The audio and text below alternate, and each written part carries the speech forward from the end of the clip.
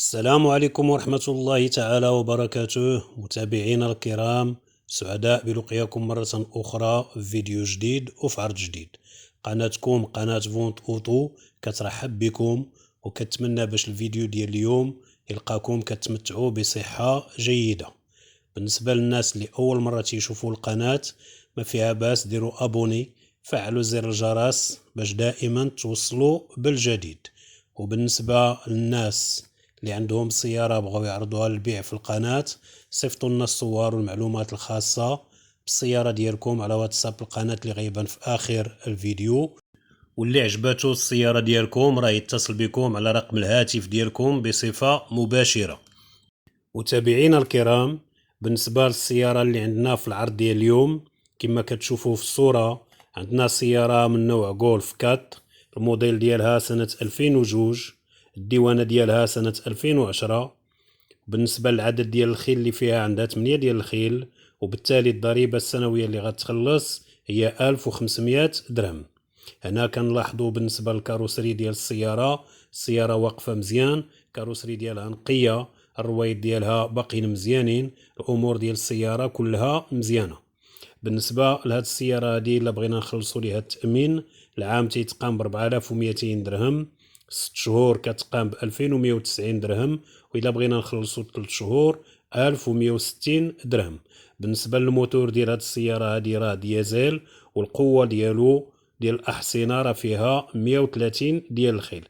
بالنسبة لابواطا فيتاس ديالها راه هي فيها 5. هنا كنشوفوا الحالة الداخلية ديال السيارة كتبان نقيقية. كنشوفوا كذلك المقاعد الأمامية بالنسبة للسياج ديالها الكوسانات نقيقين. هنا كنشوفوا المقاعد الخلفية، وحتى بالنسبة للميكانيك صاحب السيارة تيقول راه هي نقية مزيان، والغولف راه هي معروفة بالصح ديالها والمتانة ديالها. بالنسبة لهاد السيارة راه عندها الزاج إلكتريك، عندها الكليماتيزور، عندها الفولون اسيستي، عندها السونتراليزي ا ديستونس بالتليكوموند، عندها لي زيرباغ، عندها جوانت الومنيوم كما كتشوفوا، حتى البنوات ديالها راه هما نقيين، عندها ليكرون تاكتيل، الصباغه ديالها راه هي ديال الدار دوريجين نقيقيه مزيانه. وبالنسبه لي بنو كما قلت لكم حتى هما مزيانين.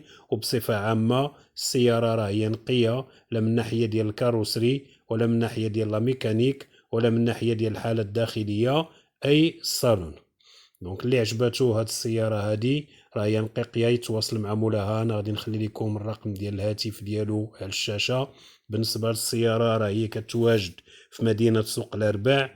الثمن اللي كيطلب مولاها تيطلب 73 ألف درهم، أي 7 ديال المليون و300 ألف فرانك. أنا نخلي لكم الرقم ديال الهاتف، اللي عجباتو السيارة يتواصل مع مولاها بصفة مباشرة، والله يسر الأمور للجميع. متابعينا الكرام، اللي عنده سيارة بغى يعرضها للبيع في القناة ديالنا، ما عليه إلا يصيفط لنا الصور ديال السيارة والمعلومات الخاصة بها على واتساب القناة اللي تيبان في الشاشة، وحنايا ننشروا ليه الفيديو. واللي عجباتو سيارته راه يتواصلوا معاه بصفة مباشرة. شكرا للناس اللي عاد التحقوا بالقناة داروا ابوني، مرحبا بكم. شكرا للناس اللي متبعينا دائما، شكرا على الدعم ديالكم، والى اللقاء في فرصة قادمة.